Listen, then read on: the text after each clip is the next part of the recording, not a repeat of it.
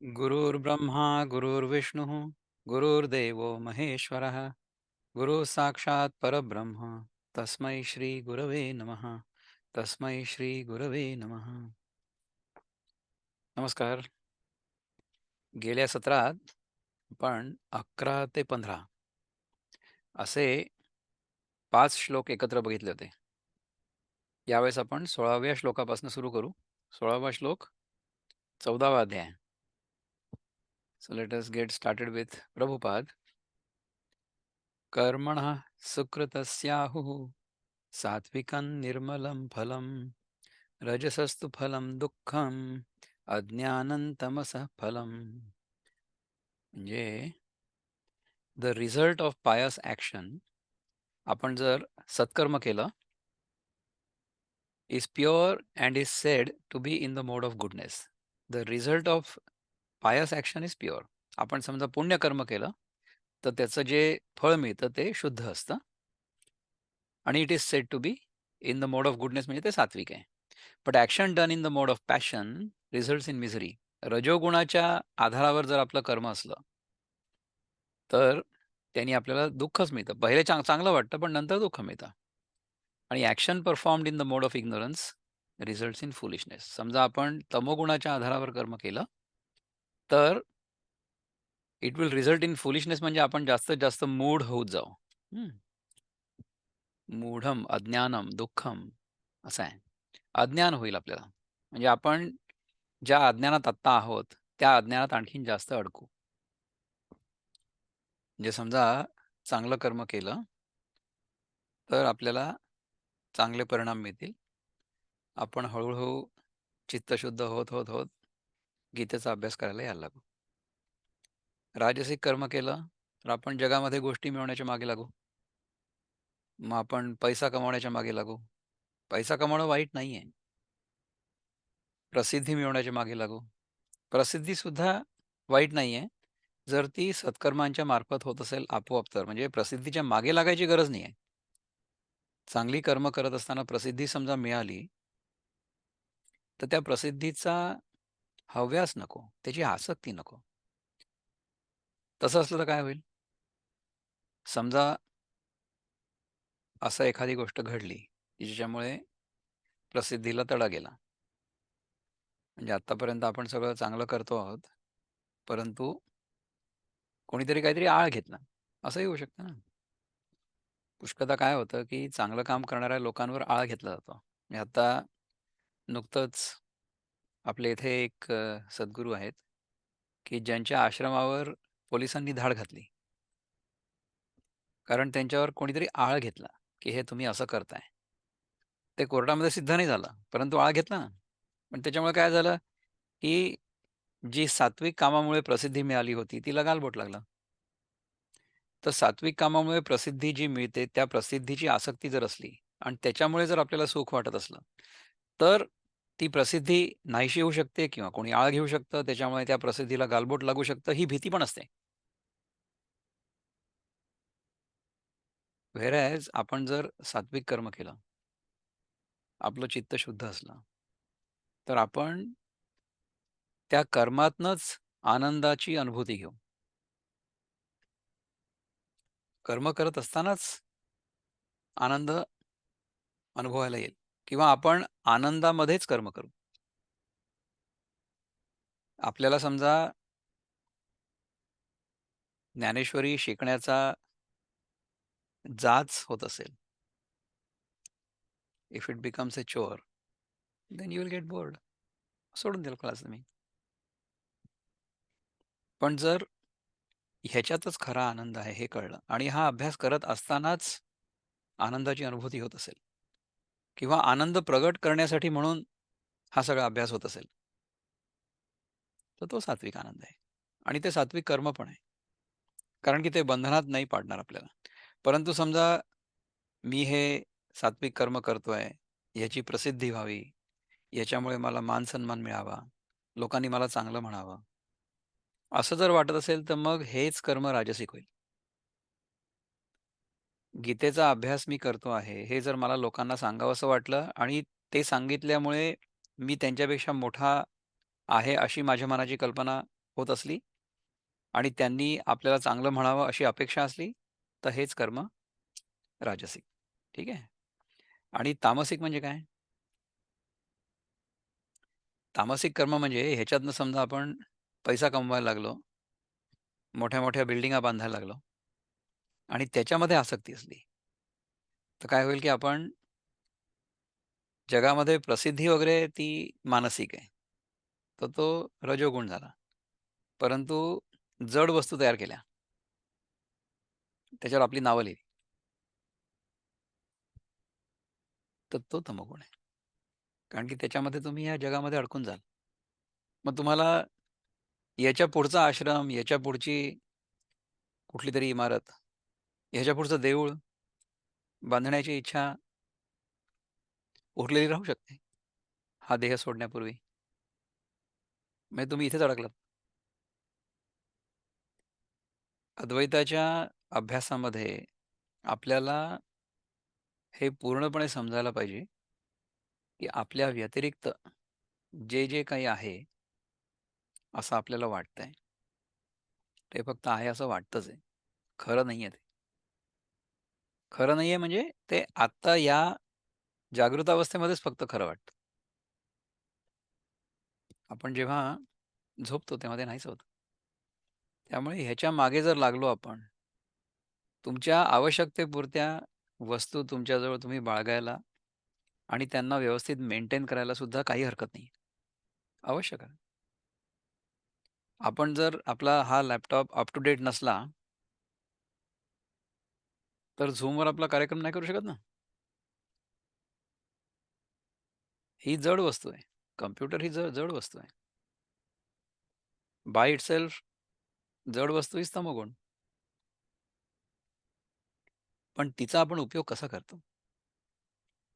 आपलं शरीर जे आहे ते पण जडच तर आहे. नाही का?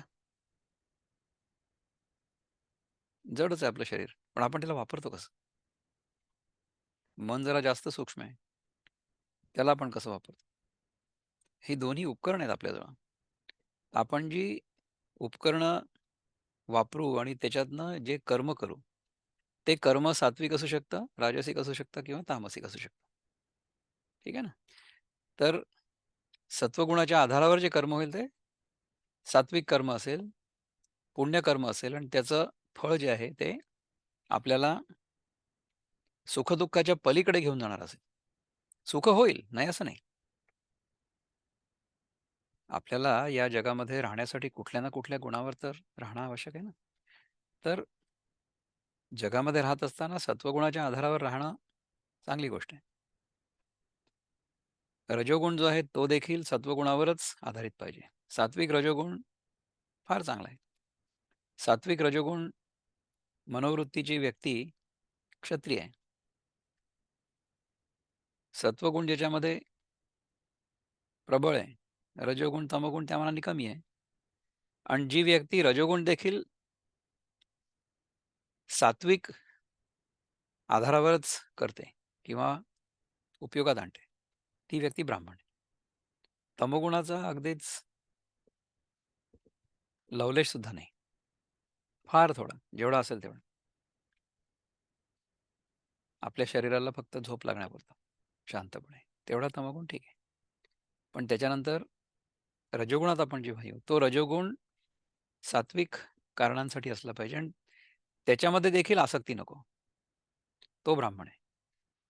जो रजोगुणी माणूस आहे, पण ज्याची सात्विक वृत्ती आहे, तो क्षत्रिय आहे. तिसरा जो आहे, जो रजोगुणी माणूस आहे, पण त्याची तमोगुणाकडे प्रवृत्ती आहे. तमोगुणाकडे झुकाव आहे. तो काय करेल, की मी हे कर्म करणार आहे, परंतु ह्यातनं मला काय मिळेल? अशी वृत्ती. ह्याला म्हणतात वैश्य. आणि ज्याला तमोगुणामध्येच रस आहे, सात्विक मनोवृत्ती नाही आहे, रजोगुण देखील कमी आहे. म्हणजे काय आहे, की काम करण्याची इच्छा नाही आहे फारशी, परंतु वस्तू तर खूप पाहिजे. मग काय करेल हा माणूस? लाच खाईल. मला वस्तू खूप पाहिजे, परंतु काम काही नाही करायचं. मग तो कुठल्यातरी अशा जागी जाऊन बसेल, की जिथे लोकांकडनं लाच घेणं शक्य आहे. ते करेल.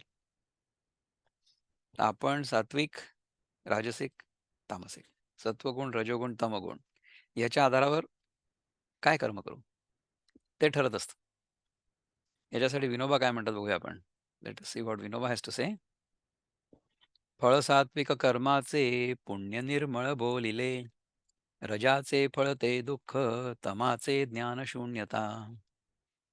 सात्विक कर्माचं पुण्य हे फळ निर्मळ आहे. रजाचं फळ ते दुःख आणि तमाचं ज्ञानशून्यता. What does our brother Kishore Kulkarni say? म्हणती पुण्यकर्माचे फळ निपजे सात्विक निर्मळ. दुःख असे राजस कर्मफळ.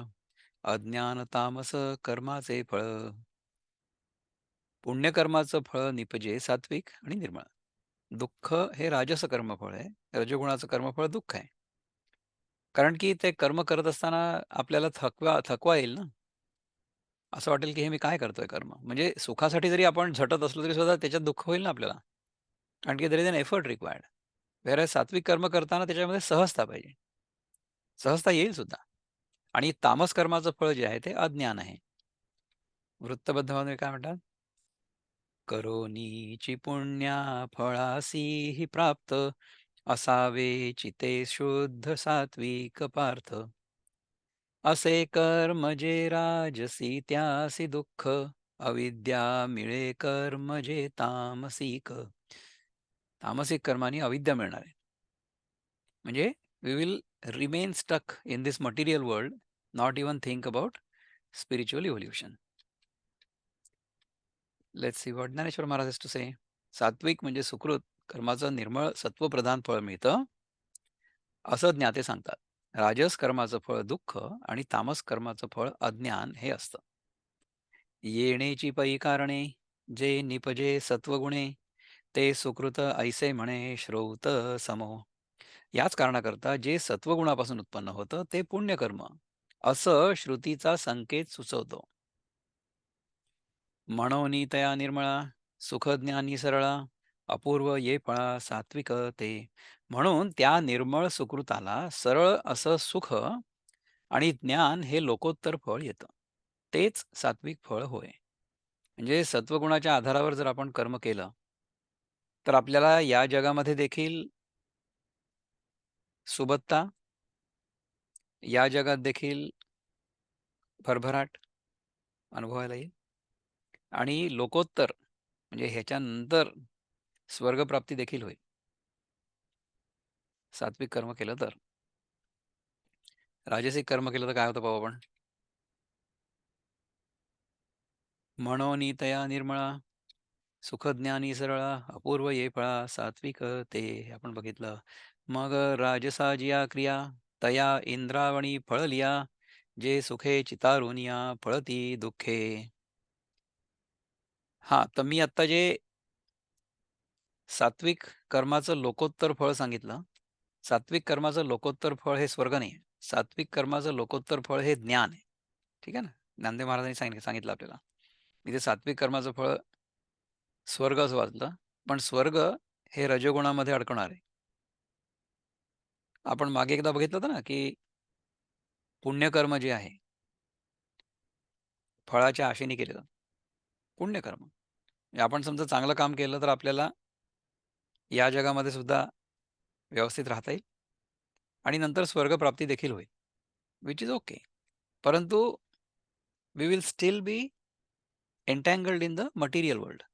संसारामध्येच आपण अडकलेलो राहू. कारण की स्वर्गामध्ये गेल्यानंतर देखील आपल्या पुण्यामुळे जो काही काळ आपल्याला स्वर्गामध्ये मिळणार आहे, तो संपेल ना. आपण समजा पैसे जमा केले बँकेमध्ये, पुष्कळ पैसे जमा केले.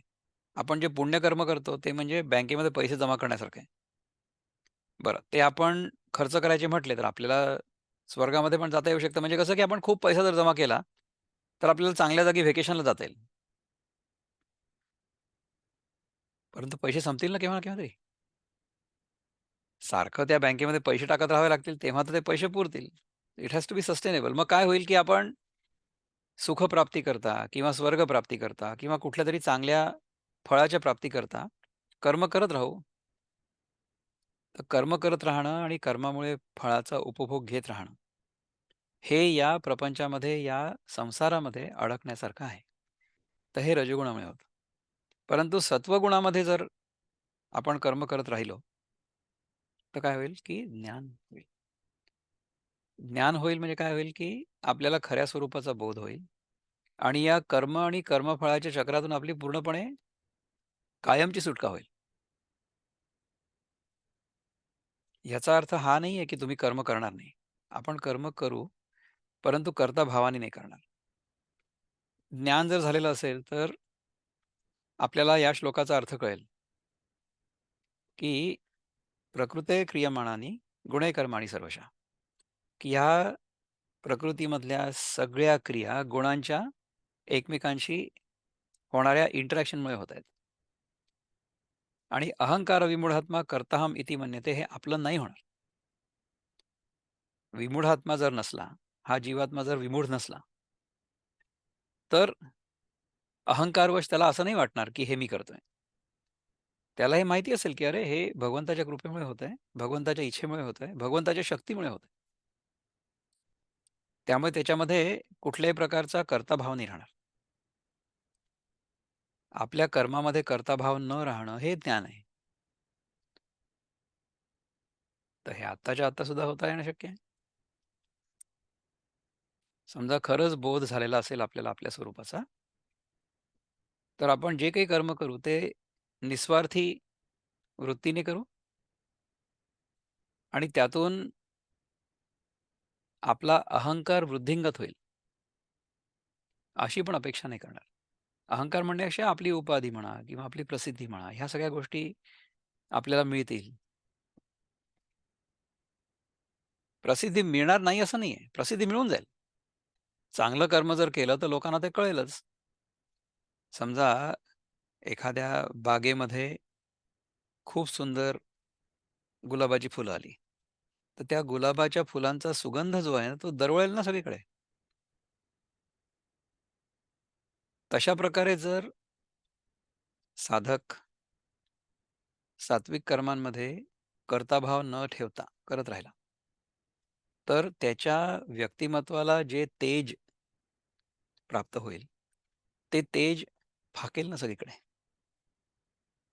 So the beauty of that personality will simply radiate everywhere and then people will be attracted towards that personality. If if this sadhak, if this jivatma starts enjoying this, then the jivatma or the sadhak will get stuck. म्हणजे या प्रसिद्धीचा जर सुख उपभोग घ्यायला लागला साधक, तर मग तो त्याच्यामध्ये अडकणार आहे.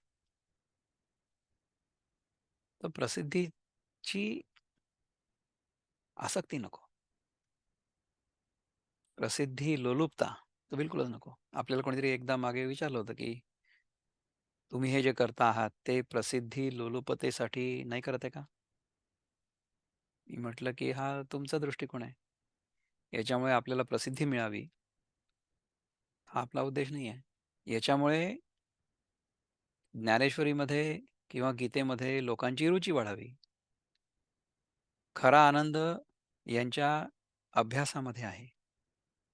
खरा आनंद म्हणजे शाश्वत आनंद. जगामधल्या गोष्टींमध्ये आनंद नाही असं नाहीये. आता माझ्या मागे तुम्हाला इतकं सुंदर दृश्य दिसतंय आमचं अमेरिकेतलं. तर या महिन्यामध्ये ऑक्टोबर महिन्यामध्ये साधारण अशा प्रकारचं दृश्य दिसू शकतं. तर त्या दृश्यामध्ये जर आपण आसक्त झालो आणि आपल्याला जर असं वाटलं, की नेहमी आपण अशा जागी जावं आणि अशाच जागी राहावं, तर मग जेव्हा इथून जायची वेळ येईल तेव्हा दुःख होईल. जर आपण जगामधल्या एखाद्या कुठल्याही अनुभवामध्ये अडकलो, इन्क्लुडिंग प्रसिद्धी, तर ते जेव्हा नाही राहणार, कारण की जगातल्या सगळ्या गोष्टी केव्हा ना केव्हा तरी जाणारच आहेत. तर जेव्हा ते नाही राहणार तेव्हा आपल्याला दुःख होईल. अशा प्रकारे समजा आपण जगातल्या गोष्टींमध्ये अडकलो, तर इथेच राहू. पुढे जाणारच नाही.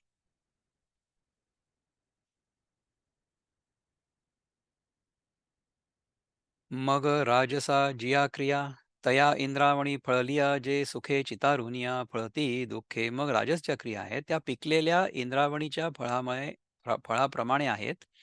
कारण की त्या क्रिया बाहेरून दिसायला जरी सुखाने रंगवलेल्या असल्या तरी त्या क्रियांचं फळ दुःख हेच असतं. आता आपण किती वेळा बघितलेलं याच्याबद्दल. त्याच्या पलीकडची ओवी बघतो नंतर आपण त्यावर चिंतन करू थोडंसं. का निंबोळीचे पीक वरी गोड आत विख तैसे ते राजस देख क्रिया फळ. अथवा कडुनिंबाच्या निंबोळ्या बाहेरून सुंदर असतात पण आत विषासारख्या कडू असतात. त्याप्रमाणे ते राजस क्रियांचं फळ आहे असं समज. आपण जेव्हा रजोगुणाच्या आधारावर किंवा रजोगुणाच्या प्रभावाखाली कर्म करतो तेव्हा एखादं कर्म करताना जे आपल्याला त्यातून लगेचच सुख मिळतं. So the immediate reward we get by undertaking a rajasic karma, it is pleasurable. परंतु तेच कर्म करत राहिलो तर त्याचं पर्यवसान दुःखात होतं. आपण जर गोड खाल्लं खूप सारखं, गोड खात राहिलो आणि सारखं खात राहिलो. So if you like to eat sweet and if you eat multiple times, eventually you will get diabetes. Why? Because you've been eating multiple times a day. For how long? All my life. तर अशा प्रकारे समजा आपण जे कर्म करताना सुख वाटतं ते करत राहिलो तर परिणामी दुःख मिळेल.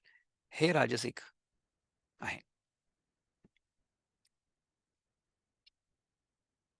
म्हणजे आधी आपल्याला गोड लागेल आणि नंतर शेवटी आपल्याला कडू लागेल किंवा दुःखप्रद होईल. आधी आनंद होईल, आधी सुख होईल, नंतर दुःख होईल. जगामधल्या प्रत्येक गोष्टीबद्दल हे असंच आहे. तर त्याची मर्यादा ओळखणं हे महत्वाचं आहे. जगामधल्या वस्तूंमुळे आपल्याला किती सुख मिळू शकतं, याची मर्यादा ओळखणं हे महत्वाचं आहे. तामस कर्म जितुके अज्ञान फळेची पिके विषांकुर विखे जिया परी. ज्याप्रमाणे विषाच्या अंकुराला विषच फळ येतं त्याप्रमाणे जितकं तामस कर्म आहे तितकं अज्ञानरूप फळाने पिकतं. तामस कर्म म्हणजे अज्ञानाच्या आधारावर केलेलं कर्म. अज्ञानाच्या आधारावर केलेलं कर्म म्हणजे काय, की आपण समजा एखादी गोष्ट जगात केली, तर त्या जगात केलेल्या कर्मामुळे आपल्याला काय मिळेल परत? आणि आपण जर त्या जगातल्या वस्तूंच्या मागे लागलो, त्याची आसक्ती जर आपल्या मनामध्ये असली आणि त्याच्यामध्ये जर आपल्याला आनंद मिळत राहिला, त्याच्यातच सुख मिळत राहिलं, तर आपण जास्त, जास्त, जास्त, जास्त गोष्टी जमा करण्याचा प्रयत्न करू. आपल्याला असं वाटेल, की आत्ता माझ्याकडे 1 बेडरूम, हॉल, किचन एवढा फ्लॅट आहे.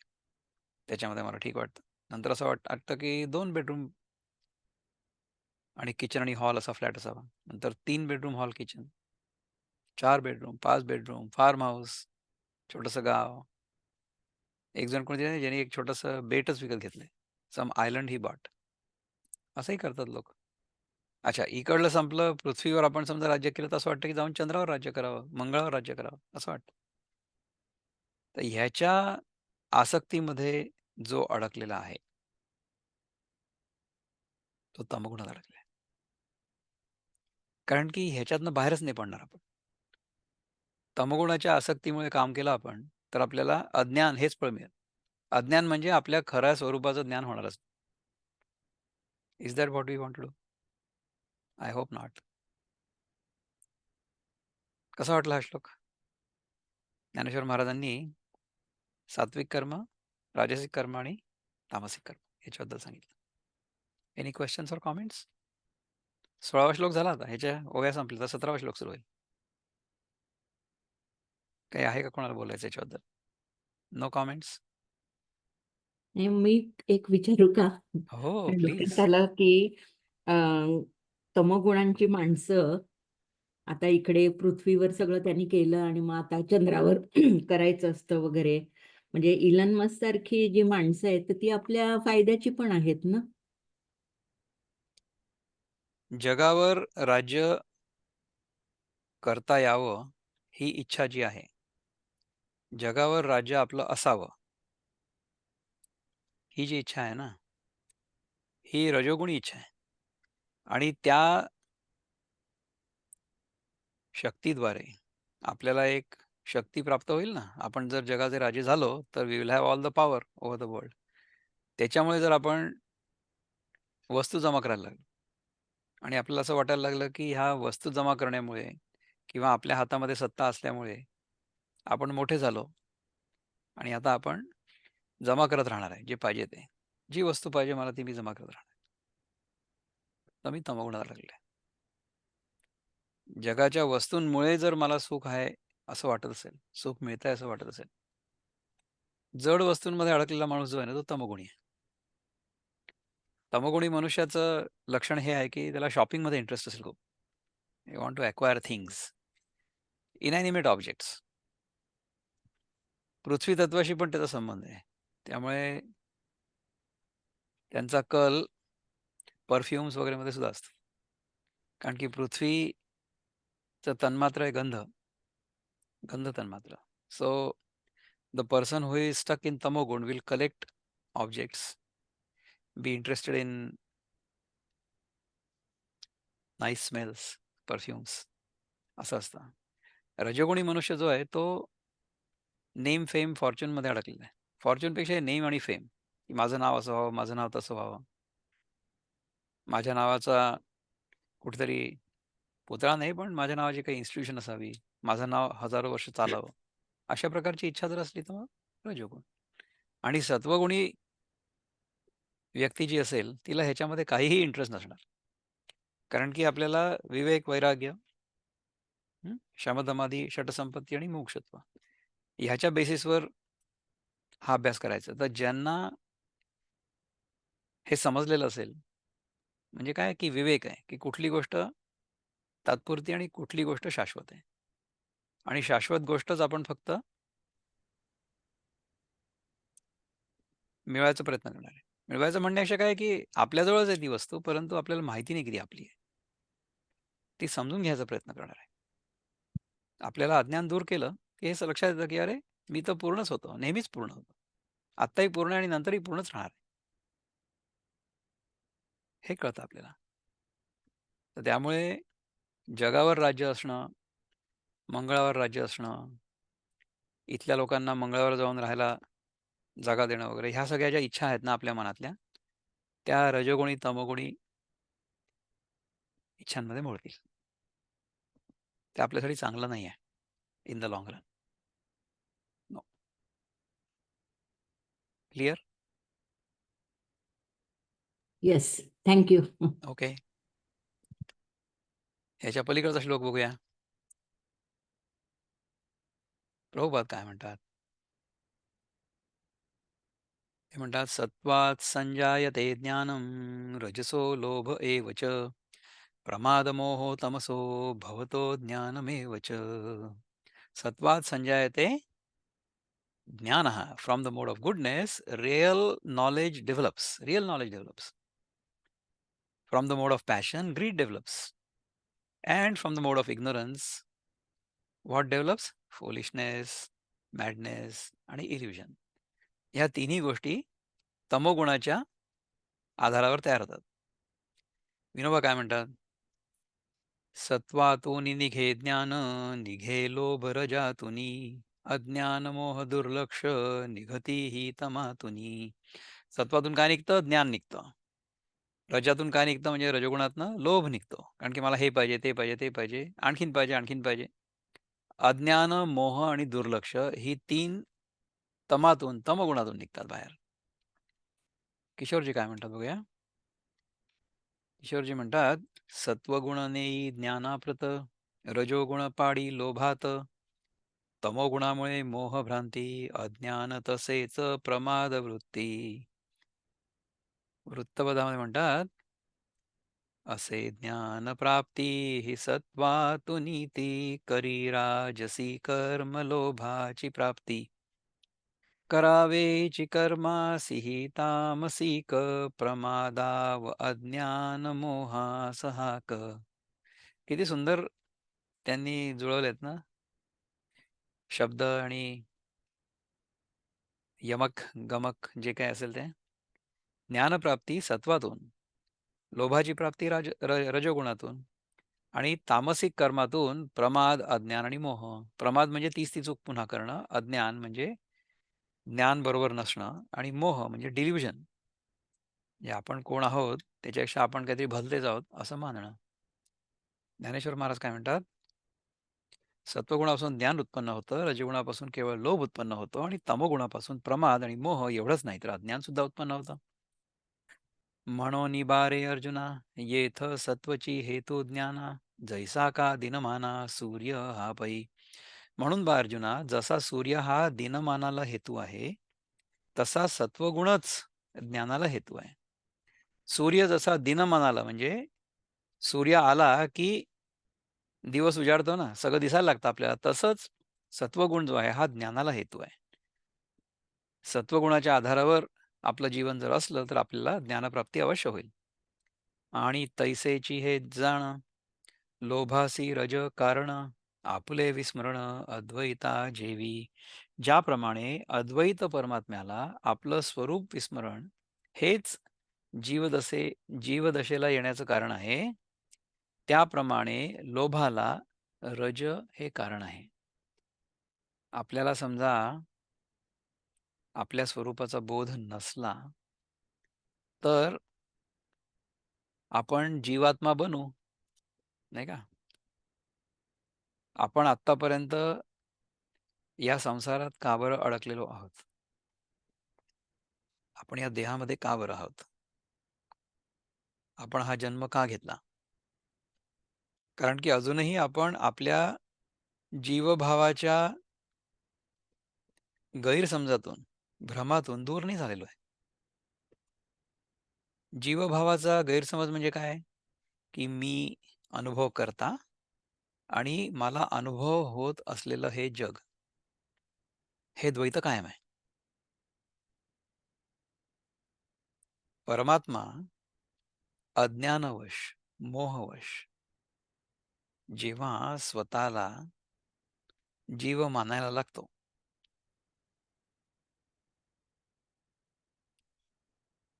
तेव्हा हे द्वैत निर्माण होतं. नाहीतर द्वैत आहे कुठे? परमात्मा तर अद्वैत स्वरूपच आहे. Is it not? पण तो अज्ञानवश द्वैतामध्ये येतो. अद्वैत परमात्म्याला आपलं स्वरूप विस्मरण, जे विसरला तो की मी कोण आहे, हे जसं जीवदशेस येण्याचं कारण आहे, त्याचप्रमाणे लोभाला रज हे कारण आहे. रजोगुण त्याच्यामुळे लोभ तयार होतो. मोह अज्ञान प्रमादा यया मेळेया दोषवृंदा, पुढती पुढती प्रबुद्धा तमची मूळ. हे शहाण्या अर्जुना, मोह, अज्ञान आणि प्रमाद या मलिन दोष समुदायाला वारंवार तमोगुणच कारण आहे. मोह, अज्ञान आणि प्रमाद, आपण हे तिन्ही पुष्कळदा ऐकलेत, वाचलेत शब्द, राईट? मोह म्हणजे delusion, to assume I am somebody which I am actually not. हा मोह आहे, डिल्युजन. म्हणजे मी स्वतःला जीव मानतो आहे, परब्रह्म असून सुद्धा. हा मोह आहे. ठीक आहे. प्रमाद म्हणजे तीच ती चूक पुन्हा करतो. मी स्वतःला जो नाही आहे तो आहे असं समजतो. त्याच्यामुळे मग आपण कुठली चूक करतो? सारखं सुख मिळवण्याचा प्रयत्न करतो. वस्तू जमा करण्याचा प्रयत्न करतो. हा प्रमाद आहे. सारखं सुख मिळवण्याचा प्रयत्न करून सुद्धा शेवटी दुःखच हाताला येतंय. हे कळतंय किंवा हा अनुभव येतोय. परंतु त्याच्यावरून आपण काही शिकत नाहीये. म्हणून तीच ती चूक पुन्हा करतोय. म्हणून प्रमाद आणि मग अज्ञान. ह्याच्यातनं बाहेरच निघायला तयार नाही. जग खरं आहे आणि माझ्या सुखाचं साधन आहे. हा जो माझा पहिला भ्रम आहे, तो कायम आहे.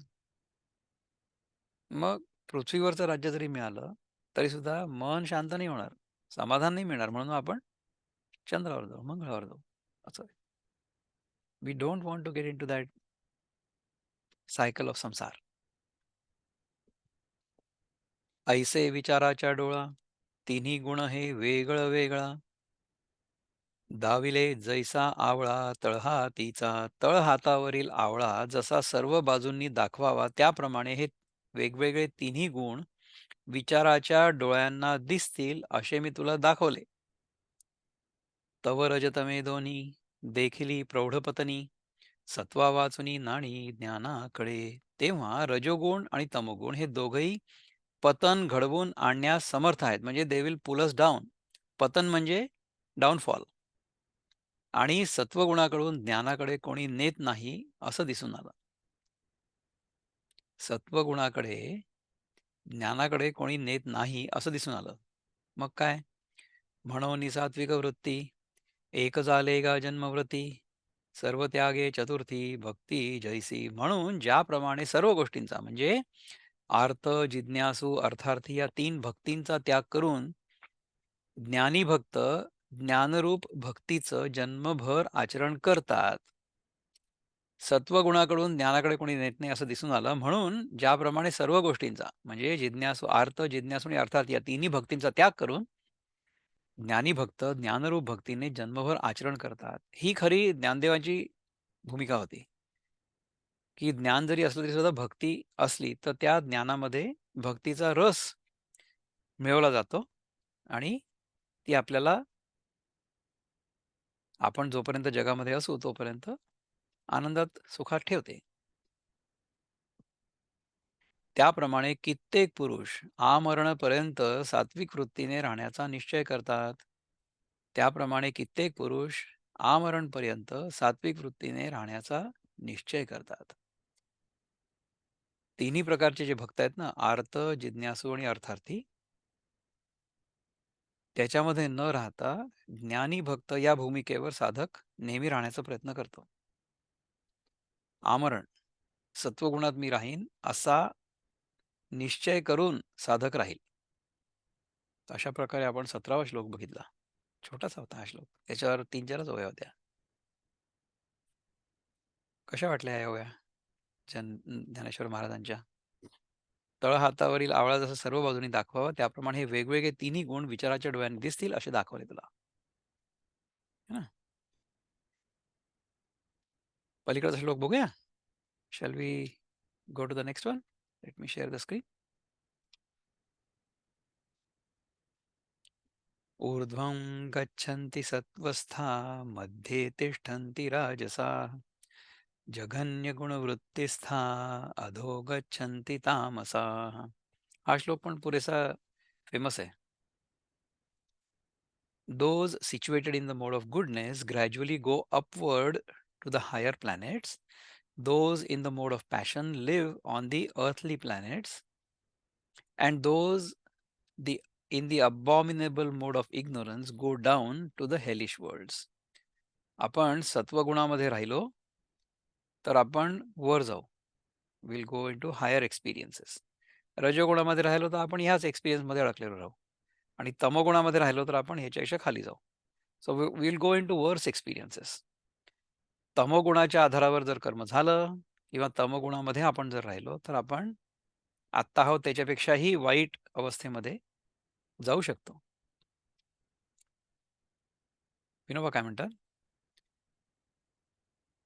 सत्वस्थ चढती उंच, मध्ये राजस राहती, हीन वृत्ती वागुनी जाती तामस खालती. सत्वस्थ चढती उंच, मध्ये राजस राहतात, हीन वृत्ती वागून तामस खाली जातात. What does Kishore Kulkarni have to say? He says, सत्वगुणी जाती सर्व स्वर्गलोकात, रजोगुणी जन्मती मर्त्यलोकात, म्हणजे हा इथला पृथ्वीवरचा जन्म, जिथून आपल्याला मृत्यू मिळणार आहे तो.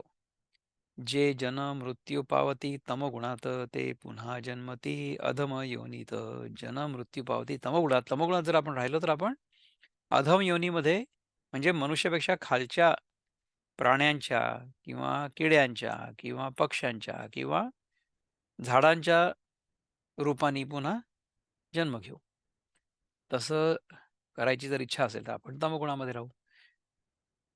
किंवा तमोगुणामध्ये राहून जर आपण कर्म केलं तर तसं होऊ शकतं. This is the consequence. असावे जयानी गुणी सत्व पार्थ, तयासी गती उच्च होईल प्राप्त. रजा कारणे मर्त्यलोकीच येत, तमाच्या गुणे नीच योनीची प्राप्त. असावे ज्यांनी गुणी सत्व पार्थ, जे लोक सत्वगुणांनी युक्त आहेत ते उच्च गतीला जातात. रजा कारणे मर्त्यलोकीचं येतं आणि तमाच्या गुणे नीच योनीची प्राप्त.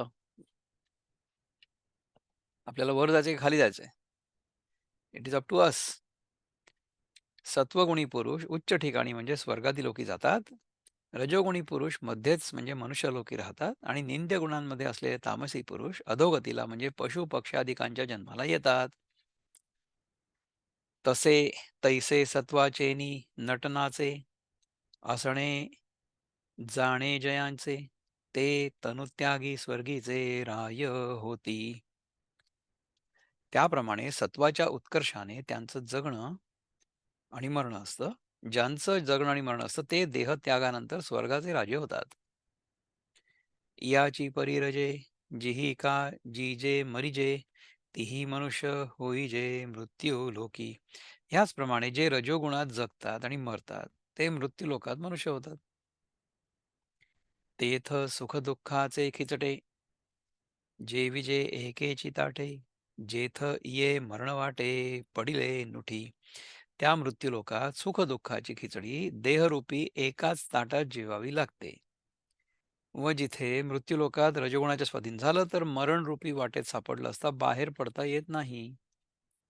आपण रजोगुणात अडकलेलो राहिलो तर आपल्याला सुखदुःख पण भोगावे लागतील आणि मरण यातना पण भोगावे लागतील.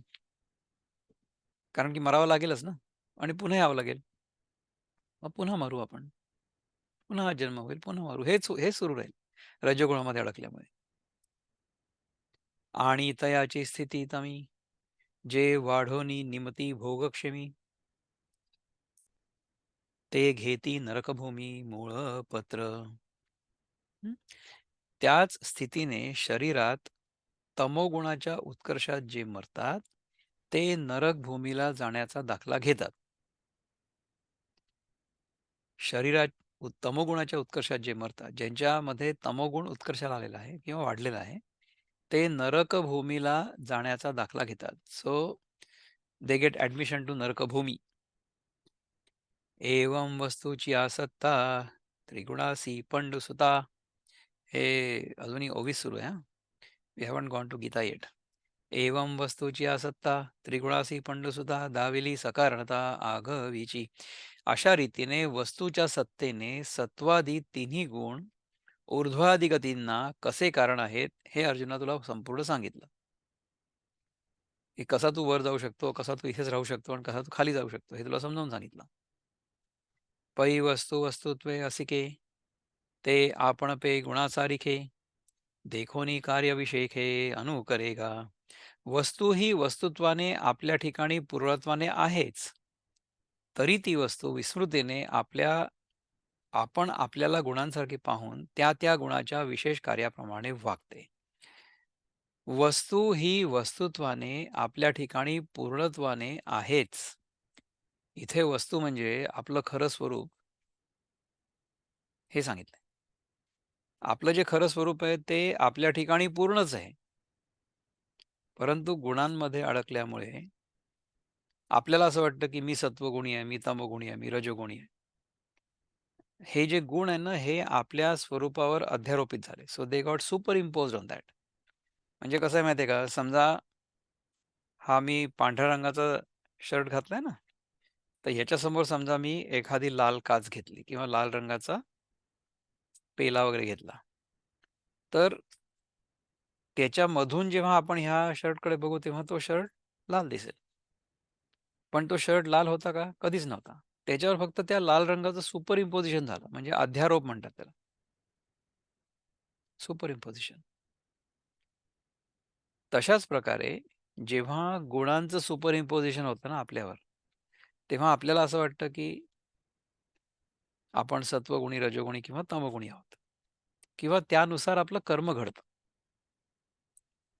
गुणांचा अध्यारोप आपल्या स्वरूपावर जेव्हा होतो, तेव्हा आपण तसे आहोत असं आपल्याला वाटतं. ओके. वस्तू ही वस्तुत्वाने आपल्या ठिकाणी पूर्णत्वाने आहेच, परंतु ती वस्तू विस्मृतीने म्हणजे वी फॉरगेट अबाउट इट आपल्याला गुणांसारखं पाहून त्या गुणाच्या विशेष कार्याप्रमाणे वागते. This is what the jiva will do. जैसे का स्वप्नीची राजे, जैसे का स्वप्नीचे रागे, स्वप्नीचे राजे, जे परचक्र देखिजे ते हारी जैत होईजे आपण पाची. आपल्यावर परचक्र आलेलं आहे म्हणजे कोणीतरी आपल्यावर आक्रमण केलेलं आहे. असं ज्यावेळेस राजा स्वप्न पाहतो, त्यावेळेस ते परचक्र निवारण करण्याच्या कामी ध धडलेला, घडलेला पाहिजे. घडलेला जय अथवा पराजय आपणच होतो. त्या स्वप्नातील जयामुळे अथवा पराजयामुळे. राजाचा मूळचा राजेपणा ना वाढला नाही, ना कमी झाला. तो आहे तसाच आहे. तुम्ही बघा, की ही जी क्लासिक गोष्ट आहे ना, ही जनक राजाची आपण ऐकतो राइट? की जनक राजाला स्वप्नामध्ये दिसलं, की शेजारच्या राजाने आक्रमण केलेलं आहे आणि आपल्याला हरवलं युद्धामध्ये. आणि मग राजाने सांगितलं, की "तू इथला राजा आहे. यू आर रॉयल ब्लड म्हणून आय विल स्पेअर यू. मी तुला मारणार नाही. तू इथनं पळून जा. हद्दपार हो." तो जाऊन हद्दपार होतो. तिथे गेल्यानंतर एका अन्नछत्रामध्ये जातो. तिथे रांगेत उभा राहतो अन्नासाठी. त्याचा नंबर येईपर्यंत सगळं संपलेलं असतं. थोडंसं राहतं फक्त. ते काहीतरी स्क्रॅप-बिप करून त्याला देतात. तो घेतो आणि खायला बसणार तेवढ्यात एक घार येते, त्याच्यावर झडप घालते आणि घेऊन जाते किंवा ते खाली पडतं. तर त्याला वाटतं, की अरे, आपलं पहिले युद्धामध्ये पराजय झाला. नंतर मग आपण देशोधडीला लागलो, हद्दपार झालो आणि इथे गेल्यानंतर आपल्याला जेवायला पण मिळत नाही बरोबर. हाहाकार करत तो उठतो स्वप्नात. जागा होतो. आता स्वप्नातून जागा झाल्यानंतर तो तर आपल्या राजमहालातच असतो. त्याच्यामध्ये कुठे काय कमी झालं? स्वप्नामध्ये जो मी जय-पराजय पाहिला, तो जागेपणी आपल्याला अनुभवायला येईल का?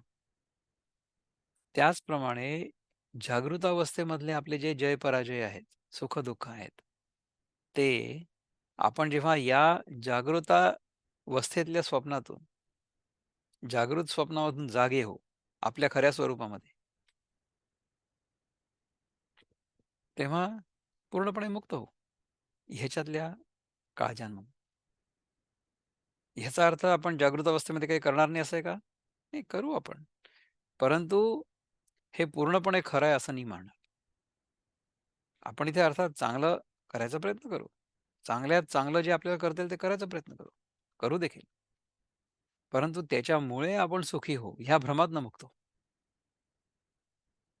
असं समजा आपण करू शकलो तर किती चांगलं होईल. तैसे मध्योर्ध्व अध हे जे गुणवृत्ती भेद ते दृष्टी वाचूनी शुद्ध वस्तूची असे. त्याप्रमाणे म्हणजे वरील राजाच्या दृष्टांताप्रमाणे उत्तम गती, मध्यम गती आणि अधोगती हे गतींचे भेद गुणवृत्तींच्या भेदामुळे आहेत. ती गुणांची दृष्टी जर टाकली, तर ब्रह्मवस्तू शुद्ध आहे तशीच आहे. आपलं खरं स्वरूप जे आहे ना, त्याच्यामध्ये न वाढ होऊ शकते, न घट होऊ शकते. जे आहे ते पूर्णच आहे. तसंच राहायला पाहिजे. ते तसंच राहतं. ते मध्ये देखील तसंच असतं, परंतु आपण अज्ञानावश ते तसं नाहीये असं मानतो. असं आहे. ह्याच्यानंतर नान्यं गुणेभ्यः कर्तारं यदा द्रष्टानुपश्यति गुणेभ्यश्च परं वेत्ति मद्भावं सोऽधिगच्छति. When one properly sees that in all activities no other performer is at work than these modes of nature, and he knows the Supreme Lord, who is transcendental to all these modes, he attains my spiritual nature.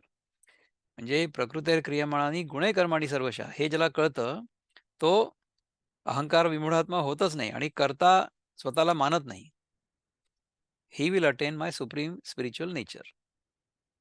तो कृष्णपदालाच प्राप्त होईल. किंवा माझ्यामध्ये आणि कृष्णामध्ये काहीही अंतर नाहीये. म्हणजे the essence of me the jivatma and the essence of Krishna the paramatma are exactly the same. They are not different.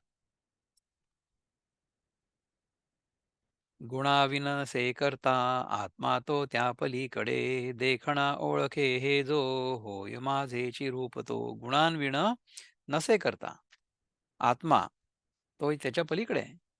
देखणा ओळखे हे जो होय माझेची रूप तो. देखणा म्हणजे the one who is truly awakened. त्याला हे कळतं. गुणची असती करता सर्वथा जाणोनी न जाणी अन्यथा. त्यास असे ज्ञात तो गुणातीत तो होई मज स्वरूपासी प्राप्त. तो गुणातीत होतो म्हणजे गुणांच्या पलीकडे जातो आणि मला प्राप्त होतो. गुणासीच करता असे जाणती जे नसे अन्य करता कुणी पाहती जे. मला जाणती जो गुणातीत श्रेष्ठ मलाची असे तो मिळोनी जात. गुणासीच करता असे जाणती जे. गुणांमुळेच कर्म घडतायत. गुणच करता आहे. मी खरा मी तो करता नाहीच आहे. नसे अन्य करता कोणी पाहती जे. गुण हेच करतायत. मी नाहीये करता.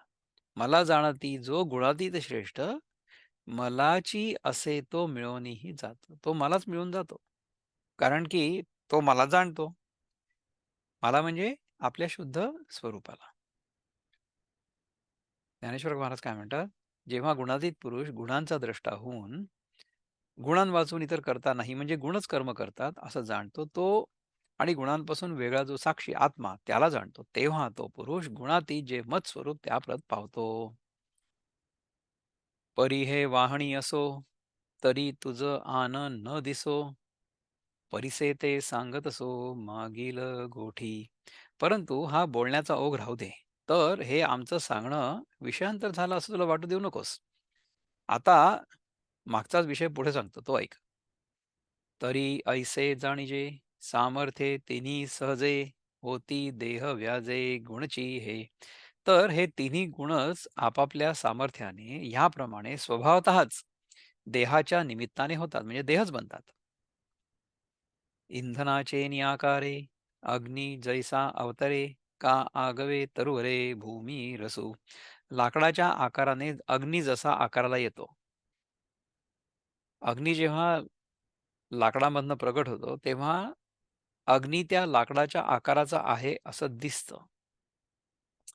किंवा जमिनीतला रस हाच मोठ्या मोठ्या झाडांच्या रूपाने दिसतो. जमिनीतला रस जो आहे तोच मोठ्या मोठ्या झाडांच्या रूपाने दिसतो. सगळी जी झाडं आहेत ती जमिनीतला रस शोषून वर आलीच तर आहेत ना. त्या रसाचं रूपांतर या झाडांमध्ये झालं. इंधनाचे आकारे ते तर आपण पाहिलं ना वडी. नाना दह्याचे मिसे परिणमे दूधची जैसे. का मूर्त होय उसे गोडी जेवी. अथवा दह्याच्या रूपाने जसं दूधच परिणाम पावतं अथवा उसाच्या रूपाने गोडीच जशी प्रगट होते तैसे हे स्वांतक कारण देहची होती त्रिगुण म्हणून बंधासी कारण घडे किर. त्याप्रमाणे हे तीन गुण अंतःकरणासह देहच म्हणजे सूक्ष्म आणि स्थूल देह होतात. म्हणून खरोखर जीवाच्या बंधाला कारण घडतं.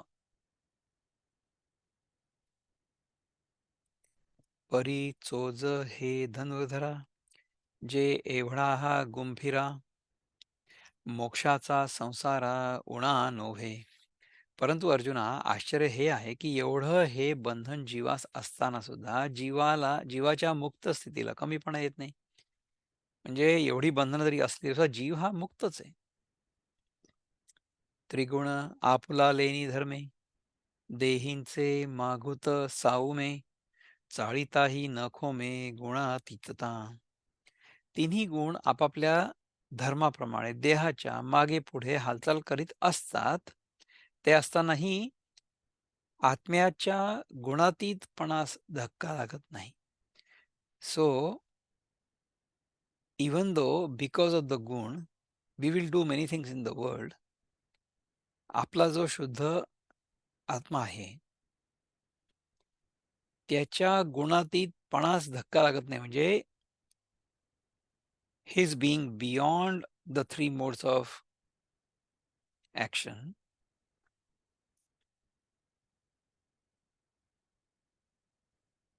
त्याच्या गुणातीतपणास धक्का लागत नाही. अजिबात नाही. तिन्ही गुण आपापल्या धर्माच्या प्रमाणे देहाच्या मागेपुढे हालचाल करत असतात.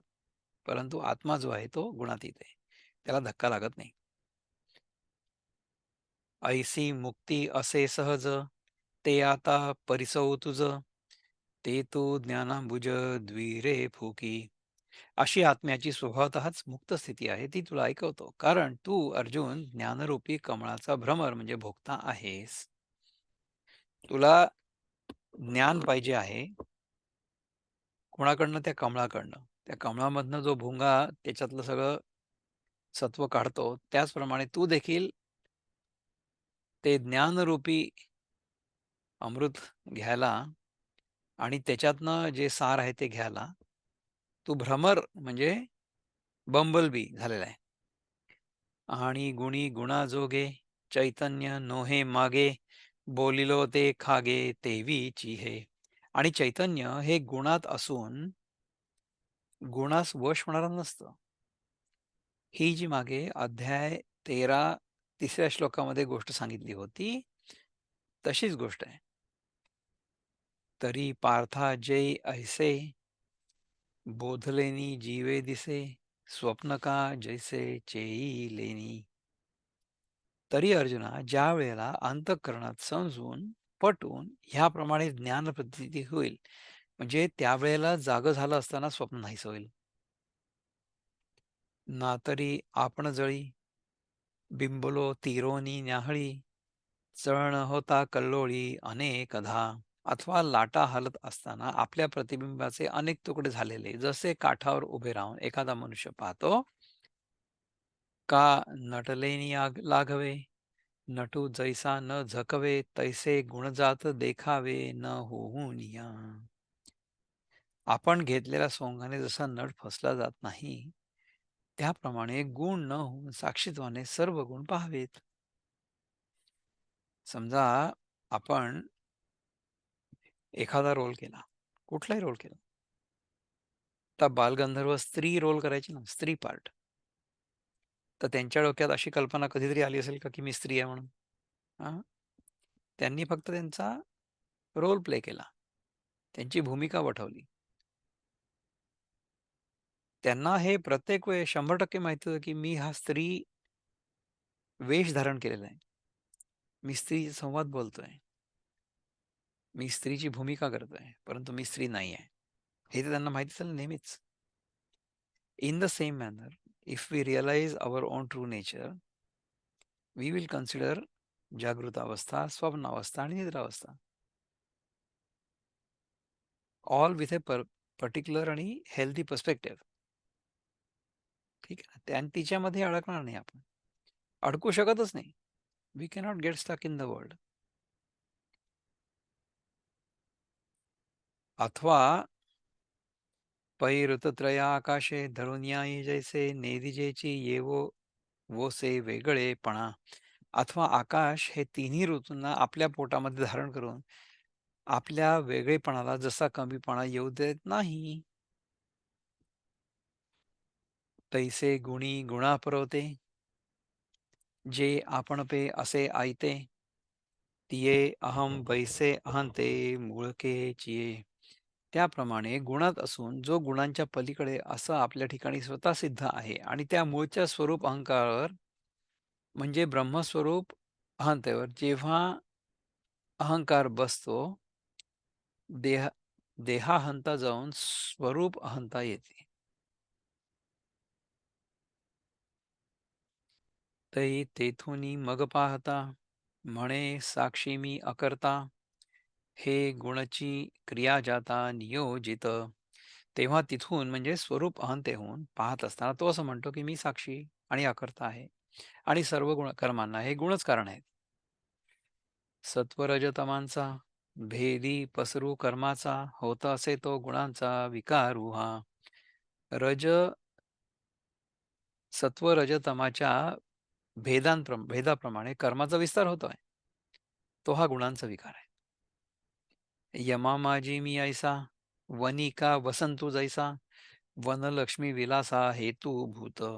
वनामध्ये जसा वसंत ऋतू वनशोभेच्या विलासाला कारणीभूत असतो, तसा मी या गुणांच्या विकारामध्ये म्हणजे साक्षी असा कारणीभूत आहे.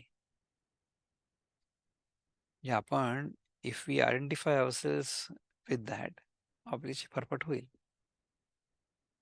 असं नको व्हायला आपल्याला. का तारांगणी लोपावे, सूर्यकांती उद्दीपावे, कमळी विकासावे दावे तमे. अथवा ताऱ्यांच्या समुदायांनी लोपावे, सूर्यकांत मण्याने अग्नी उत्पन्न करावा, सूर्यविकासी कमलांनी विकासावे आणि अंधाराने नाहीसे व्हावे. म्हणजे दिवस उजाडावा, प्रकाश व्हावा. ये कोणाची काजे कही, सवित्या जैसी नाही, तैसा करता मी देही सत्ता रूप. याप्रमाणे कोणाच्याही कार्यामध्ये सूर्य जसा केव्हाही कोणाचा कारण होत नाही, त्याप्रमाणे या देहात मी क्रियारहित केवळ साक्षीत्वाने अधिष्ठान रूप होऊन राहिलो आहे. मी दाऊनी गुण देखे, गुणता हे मी आपोखे, ययाचेनी निशेखे उरे ते मी. मी गुणांचं प्रकाशन करून परत गुणांना पाहतो, गुणांच्या ठिकाणी गुणांना पाहतो, गुणांच्या ठिकाणी असणारा गुणपणा माझ्याकडून पोचला जातो आणि या गुणांचा निराश झाल्यावर जे उरतं ते मी आहे. गुणांच्या पलीकडे मी आहे. ऐसेनी विवेके जया, उदो होय धनंजया, ये गुणातीतत्व तया अर्थ पंथे. अर्जुना, अशा या विचाराचा ज्याच्या ठिकाणी उदय होतो, त्याला गुणातीतपणा म्हणजे उच्च स्थानाच्या मार्गाने प्राप्त होतो. अशा प्रकारे 19वा श्लोक आपण संपवला आता. 19वा श्लोक शिकलो. त्यानंतर 20वा श्लोक जो आहे ना, तो आपण पुढच्या वेळेस घेऊ.